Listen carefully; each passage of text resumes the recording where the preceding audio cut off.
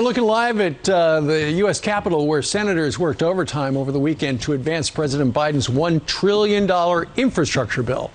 But it could face a hurdle in its final lap from one Republican who says, no, not so fast. Use the committees to prevent unintended consequences that result from rushed legislation. Yet this is a 2,700-page bill that is going through no committees. Once again, we have to pass it to find out what's in it, and then learn what kind of unintended consequences we can expect.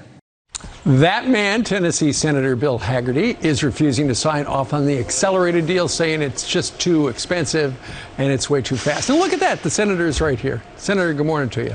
Good morning, Steve. Good to be with you. It's good to have you as well. So, 18 Republicans voted for it. You did, you have not.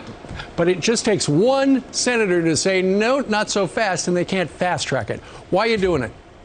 Well, Steve, as we've discussed, a 2,700-page bill that was put before us, that's twice the size of a King James Bible. 6 days to review that, and then on the very eve of discovering the CBO score that showed this was over $250 billion in the hole, there's an effort to expedite this in the dark of night.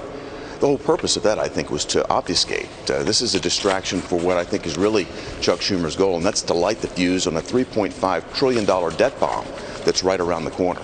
I stopped that. This is the world's greatest deliberative body right here in the Senate. It's given my 99 other colleagues the opportunity to have a chance to review this, to understand what's happening, for us to have this conversation this morning, and for the American public to see what's in it. And what this has done is brought sunshine to the process. It's let the American taxpayer understand it. I've also, at this point, had even a member of the bipartisan committee that put this together say, look, I'm not going to be able to vote for this anymore after reviewing the CBO score. I think it's also putting a lot of pressure on members in the House who are in swing districts, who are hearing from their constituents the same way I am in Tennessee, that this is far too big, far too monstrous, has not enough hard infrastructure in it, and far too much debt for our children. Is there any vote buying going on behind the scenes?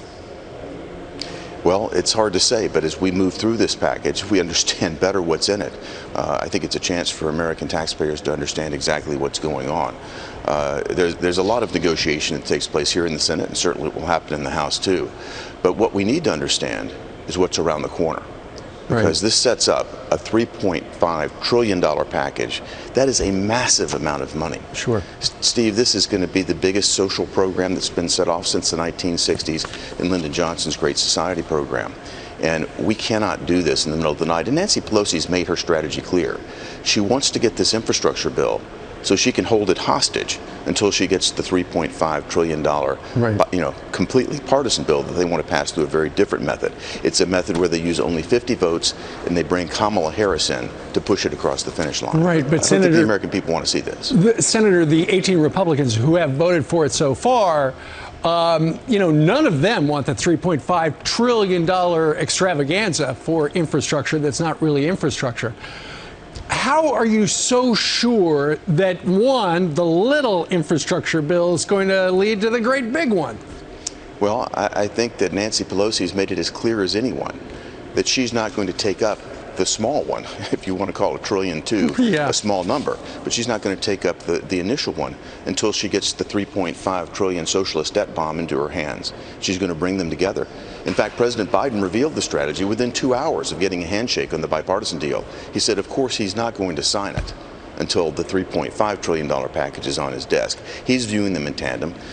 Chuck Schumer calls this a two-track process. This is track one, and he's moving immediately to track two. I can assure you, as soon as he gets the infrastructure bill, out of the way, he's moving directly to the $3.5 trillion package. He wants to light that fuse and then leave for vacation.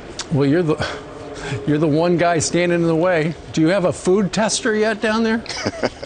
That's good advice, Steve. Okay. Haven't done that yet, but I appreciate the sentiment. All right. Well, let's see what happens today. Senator, thank you very much for joining us.